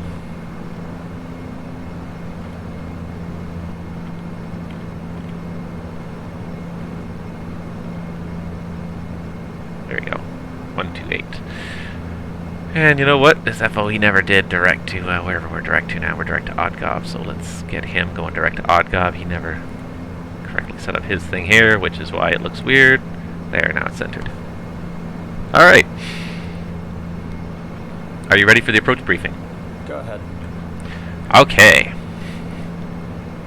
So fairly straightforward today. We're doing the flap 15 landing into Regina, speeds of 122, 112, 25 and 49, 50 set. The arrival is the Argh 6 arrival into Regina. That's on plate, let's see here. It's hidden under there, but it's 10-2 Charlie, the 10th of October 2019. After Argh, let's just bring up this FMS here so you can look at that as well, just to make sure the waypoints are all in there. There we go. After Argh, it is direct to Chaps anyways. It's pretty straightforward. Cross Chaps at or above 4,000, max 190 knots. And that's it. Aircraft planning RNAV, Zulu, 2631. Nope, that does not matter. Yeah, that's fairly straightforward. And then at Chaps, we're going to join the final approach course for. We're going to be doing the ILS to runway 13 here in Regina today. That's 1095 and 128, the frequency and inbound course, just set both left and right. And the glide slope at the NDBs at our S, which I could set that as well. The Ajax NDB 219. Let's set that in there as well so we can see it go by.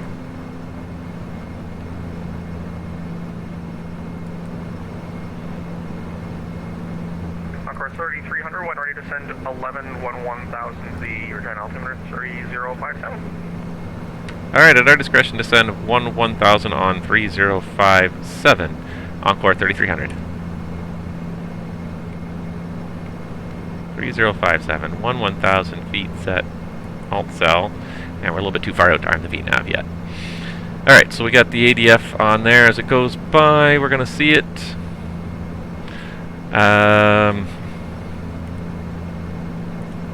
As I said, the crossing height of the NDB is going to be higher than this. It's going to be... Okay, let's do the correction just to make sure it's correct. It is...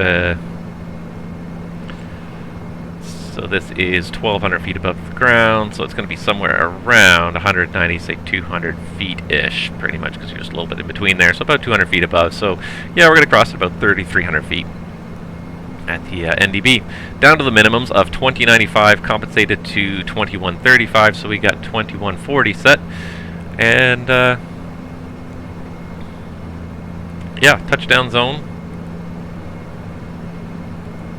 For some reason I launched Firefox there. There we go.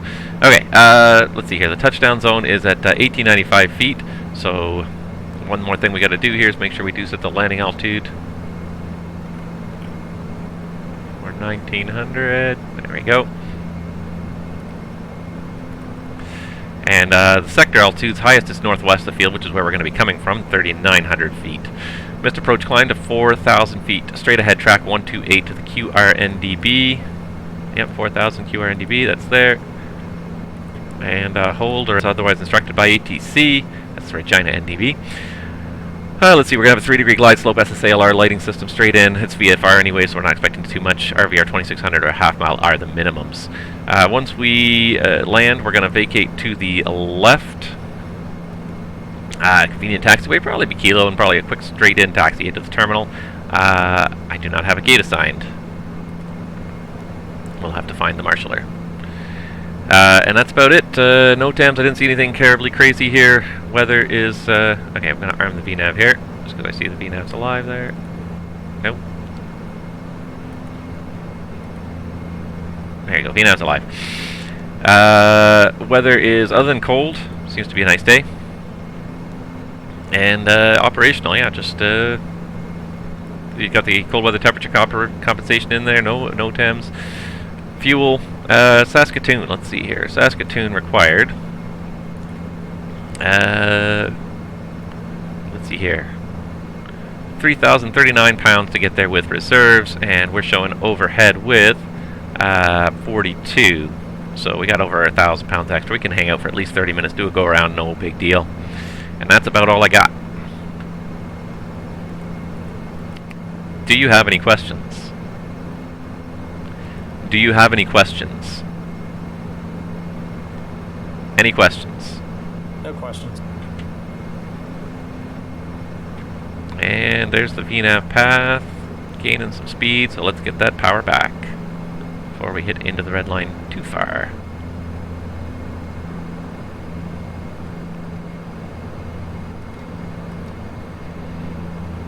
Encore 3300, vacating 250. Encore 3300, roger.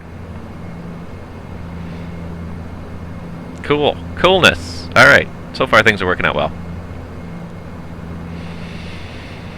It's not as long a flight as I thought. I thought it was going to be a little bit longer. It's not a terribly long flight.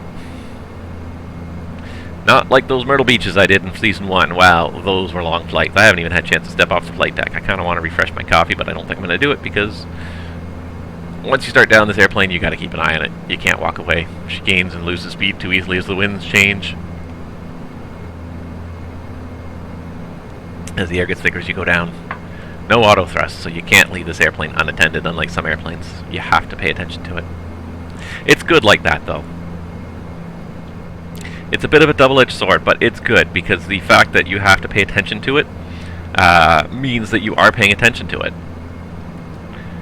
So many of these aircraft with complete total automation of the autopilot auto thrust system, you can be literally, you know, eyes glazed, staring up at absolutely nothing, and the airplane flies itself until it doesn't. But you're not focused, you're not paying attention, you're totally out of the loop of what the airplane is doing. With a Dash 8, the pilot is never that far out of the loop. Climb, you can be a little bit out of the loop, but you can't be too much out of the loop because you lose speed as you climb in the Dash 8. So you have to constantly adjust the pitch angle.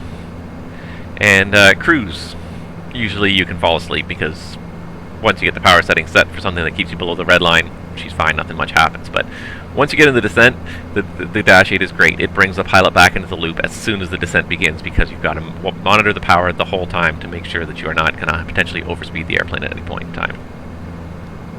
Alright, I did say I was going to try and find a gate for us for our arrival here. Let's see here, I did have Encore 3300 arrived 8 hours ago at Gate 9 in Regina, so we're going to look for Gate 9 when we get down to the ground there. And that's about it, I think. We are on our way. Another leg of my pilot's life approaching completion. She is a flat terrain out here, though. There is not much going on out here, that's for sure. Kelowna was a lot more scenic. But I mean, if you do start to look a little closer, you do start to see there's towns out there, there's roads, there's rails. I did an excellent adventure, I think it was about a year ago actually, where I flew a Cherokee in the sim from Montreal all the way to Edmonton? Calgary? I think it was Edmonton. But it was a Cherokee, one hop at a time, one like 2 to 3 hour hop at a time, and I did it VFR in the sim. So I had to follow the roads. I had to find the towns and the roads and the rail lines and the rivers and the lakes and figure out where I was all the time. And I used the VORs a few times to help back me up. But I gotta say, it was actually really fun. With the Orbeck scenery with Global Vector, was not that difficult. The roads are reasonably accurate, up to date. Towns are reasonably well placed. I really enjoyed it. I got through it quite well. Just a few times I did get lost. I did get confused about which town was which, and it took me quite a while. But I used just a good old VFR charts and just looking out the window, and we managed to get all the way halfway across Canada. Just VFR using charts in the sim, just cruising along at low level, and it was a blast. I had a lot of fun. It took me a long time to do it. It took me like 2 or 3 weeks to get it done, one little 2 hour stage at a time, but it was a lot of fun. So there's transition. So I'm going to go ahead and set 3057.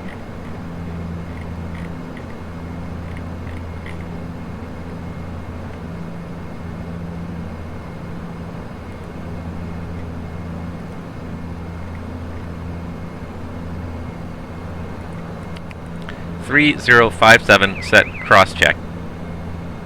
3057.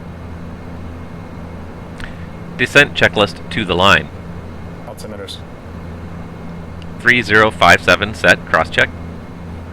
3057 set cross check. Fuel balance. Off. Check. Pressurization set. Cabin PA. Flight attendants, please prepare the cabin for arrival. Cabin PA complete. Descent belt switch.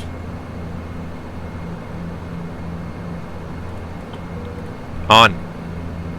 On. Encore 3300, continue descent 5000. Descend 5,000. Encore 3,300.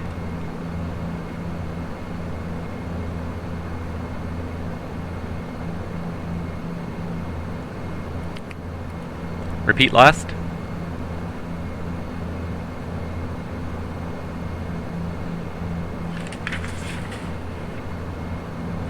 Repeat last.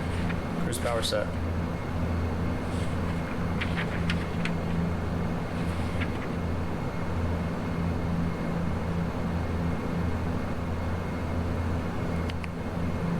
I guess the descent checklist we did the line. Complete. Complete. Let's start again. Descent checklist to the line. Altimeters. 3057 set cross check. 3057 set cross check. Fuel balance. Check. What was his call? Check. Pressurization set. Cabin PA. Flight attendants, please prepare the cabin for arrival. Cabin PA complete. Descent belt switch. On.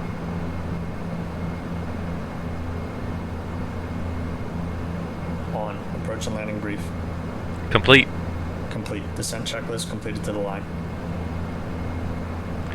If in doubt in aviation, start the checklist again. If you're not sure where you ended up but you get distracted, start the checklist again. It never hurts to do it a second time. But it can hurt you really bad if you forget to do something important.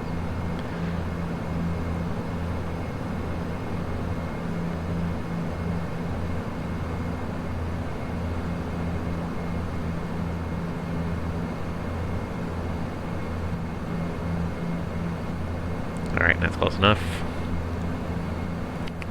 Below the line. GPWS landing flat. Selected 10 degrees. Fuel transfer. Off. Off. Hydraulic pressure quantity. Check. Caution warning lights. Check. Approach and flare lights.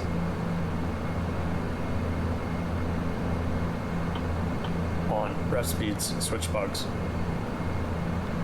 Off. Set. Off. Set. FA notification. Complete. Descent checklist complete.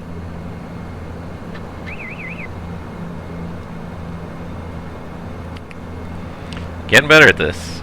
Starting to learn when and where to do all these various things here. Alright, I'm going to get the FO to switch to loc mode there, so I can see when the loc comes in. Speed coming back below 250 here.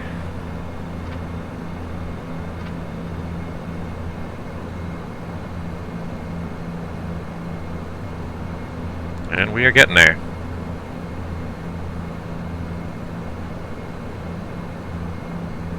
Doing pretty good this morning. Doing pretty good. Alright, so we're below 10,000, so we should hopefully be able to call up GSX here. Nope. Or not. Okay, fine, GSX, be that way. GSX does not like me now. Nope, for some reason it doesn't like me. Well, we may just have to guide ourselves to gate 9.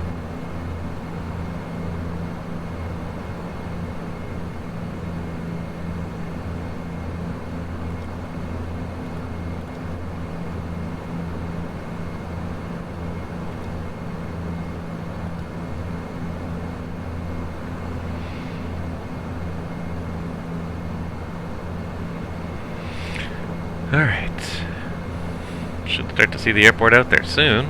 The city out there soon. We're only 25 miles back from the airport. Should see it very soon now.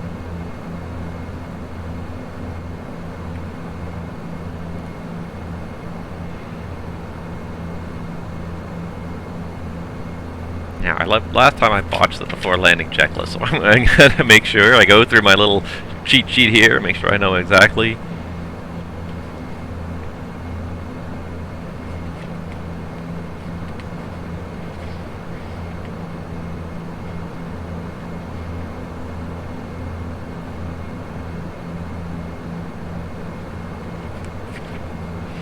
Yeah, I think I know what it's supposed to say here.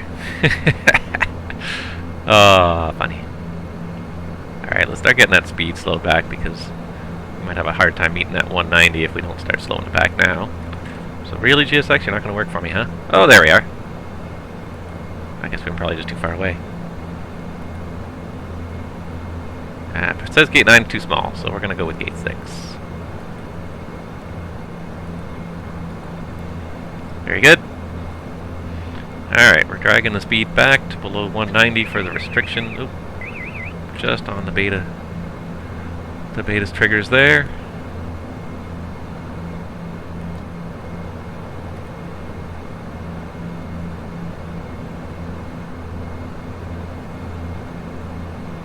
Encore 3300, turn right heading 110 degrees to intercept the localizer, cleared for the ILS, runway 13.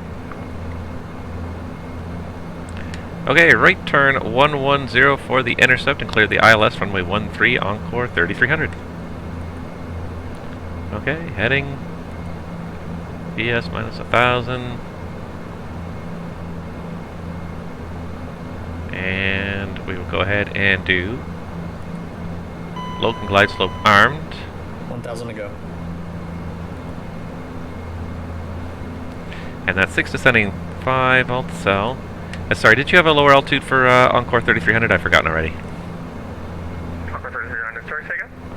Sorry, did you have a lower altitude for the intercept for us? 4,000. 4,000, okay, thank you, sorry.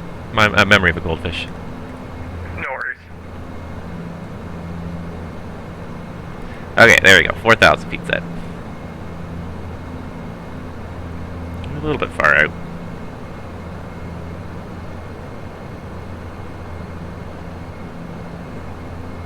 But we are already seeing the glide slope come alive, so let's do... Gonna stop talking to you guys so much because I'm gonna get the FO to do things for me now. Flap 5. Flaps 5. Is it me or does the FO sound a lot like the ATC guy?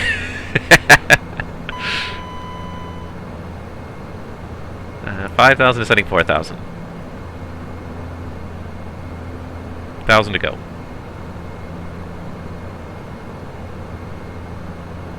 I feel like we're not going to quite intercept that localizer there. ALT SEL. Check.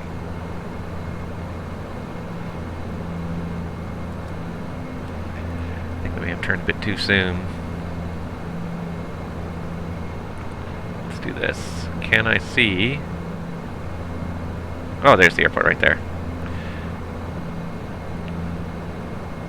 2,500. So let's do this. And Encore 3300, we have the field in sight. Encore 3300, roger, you're cleared for the visual, runway 13 as well, then if you need. Okay, cleared visual 13, Encore 3300, thank you. That way I can turn left and get back on the localizer. It was just a little bit too soon, I think.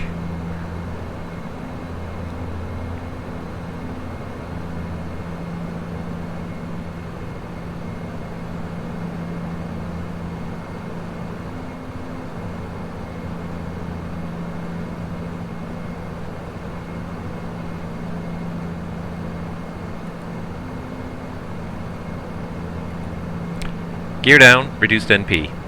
Gear down.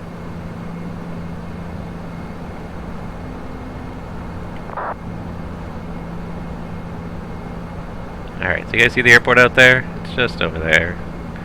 And there's Loke, nicely done. Yeah, I think on that heading we wouldn't have quite made it.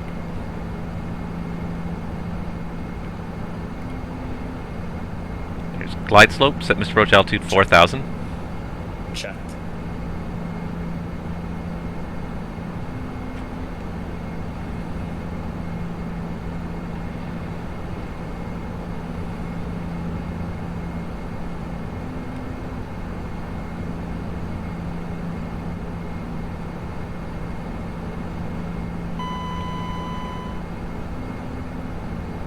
Disregard Mr. Roach altitude set. Flap 15 before landing checklist. Check the speed. Flap 15 before landing checklist. Flaps 15. Landing gear. Down, 3 green. Down 3 Encore green. 3300, the Regina winds 130 Max. Clear to land runway 13. Auxiliary standby PTU pumps on. Clear to land On 13, and Encore FAA 3300. Notification complete. Flaps. Set taxi light to on. Taxi light set to on. 15 set indicating.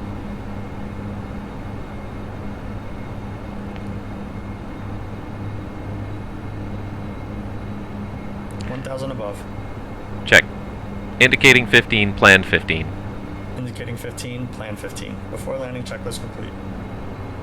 Getting a little bit low, but we're doing good here. I'm going to pull the, pop this out here so I can see what I'm doing. Center that trim just a little better. There's glide slope again. She's going to pitch down in just a second here.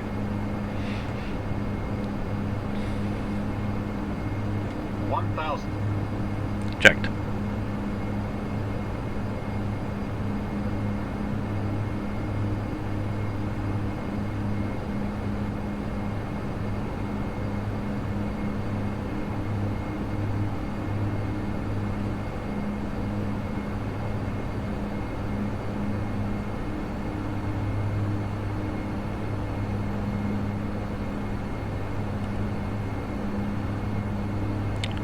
Pretty much straight down the pipe here.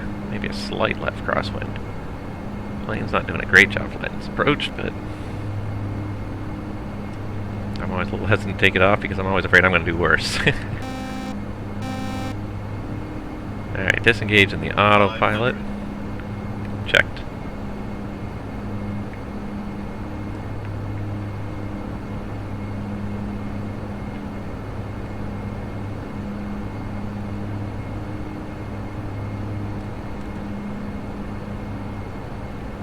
Above.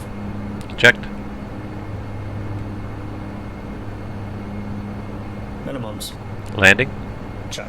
Light slope. Correcting.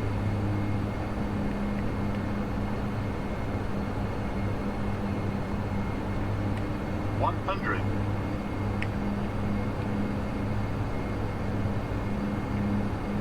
$50. $40. $30. $20. 10.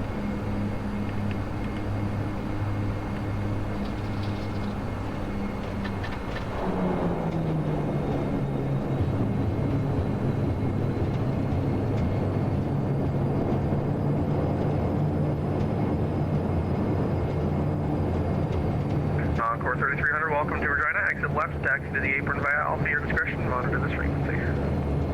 Okay, left turn and apron via Alpha. We'll monitor you. Thank you very much for the service. Encore 3300. See you next time. Yeah.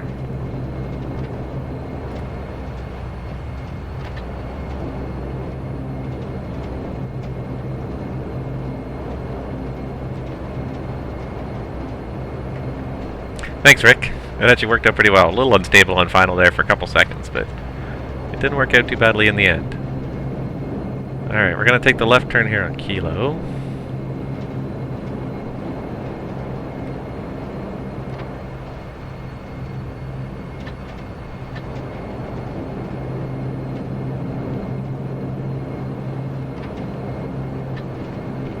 I don't know, it felt like there was a wind shift or something on final because everything was very stable and all of a sudden she's losing altitude and speed like crazy. It was weird.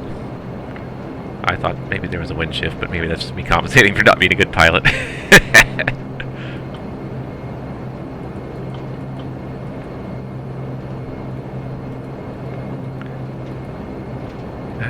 Do it. After landing flow. After landing checklist. Okay. Alright, welcome to Regina, ladies and gentlemen. I just gotta find gate... What did I say? Gate 6, I think? Wherever the guys are waving at us, that's where we're gonna go.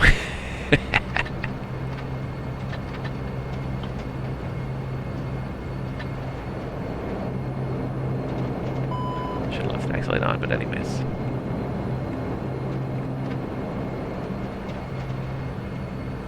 After landing checklist complete. Check.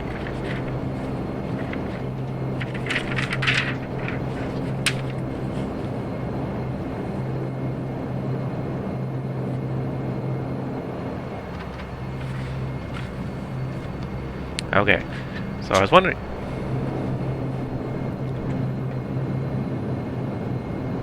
I think I see my ground crew over there by the looks of it, maybe. That looks like them. Gate 6. No, that says Gate 6 over there. Okay, good.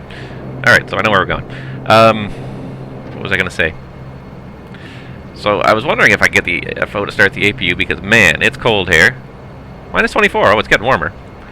But it seems like the kind of day where they're going to need the APU just for the heat on the ground more than the electricity.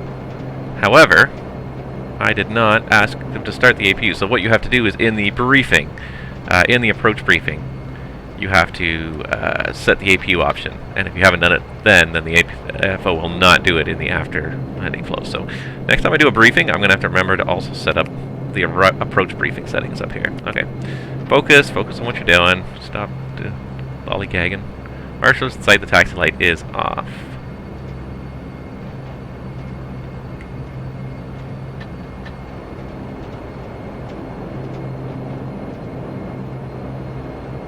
The hide pumps are on. We didn't do single engine taxi, but this is such a short taxi and it wasn't really worth thinking about doing. But I promise I will do it. I am looking at it. I am thinking about it.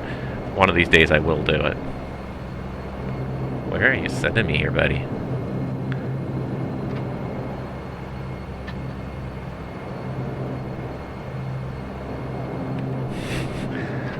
Wow. I don't know where you want me to go, so I really don't know when I'm on the line or not, buddy.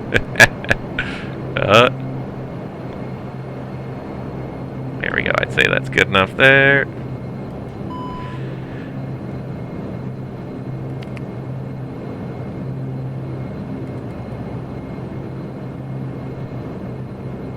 So I need you to get these things off, but you won't do it for me, so I gotta do them for myself.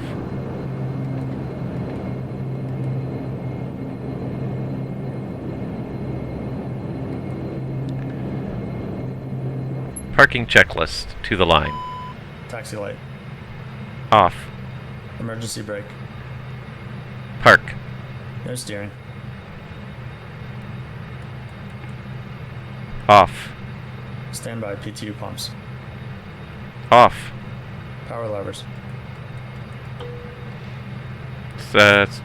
Disc. Condition levers. Start feather. Transponder. Standing by. Stand dot switch. Off. Leads. Min off. Parking checklist completed to the line. Below the line. External power APU. External power off, APU on. External power is off, APU is on. Condition levers. Fuel off. Lights.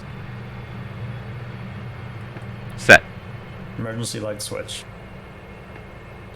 Off. Standby, auxiliary, main, and battery master. Canada 107, Winnipeg, roger.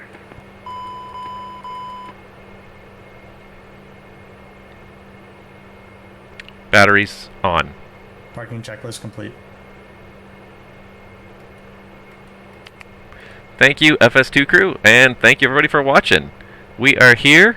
I'm not sure if there's a SO jetway or if there's a Control J jetway. Or maybe it doesn't move at all. Let's try this.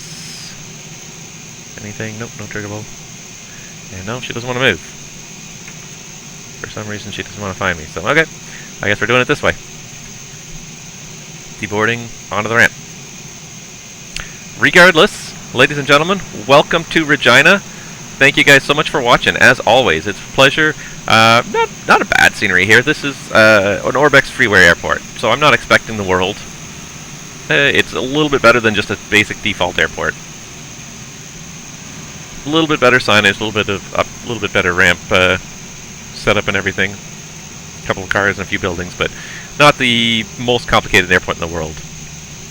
But more than good enough for what we're doing here, which is completing yet another leg of a pilot's life. There it is. Calgary, Regina. 61 feet per minute on the landing. I thought that was a pretty nice landing. I did think it was. The approach was a little bit unstable for a little while there, but it worked out to be a nice landing in the end. Next flight will be back to Edmonton from Regina, and then back around again to Calgary. So, thank you guys very much for watching. I hope you enjoyed that. I'm just trying to open that back door there. yeah, so thank you guys so much for watching that. I hope you enjoyed the show, and I hope you will all join me very soon. As I said, watch out on the channel. The hydraulics video will drop very soon, I promise. It is nearly done. Just a few things I've got left to do to try and get it done, but it will get done very soon. So thank you guys so much for watching, and please, if you like what you see, subscribe to the channel, and we will see you all very soon for the next leg.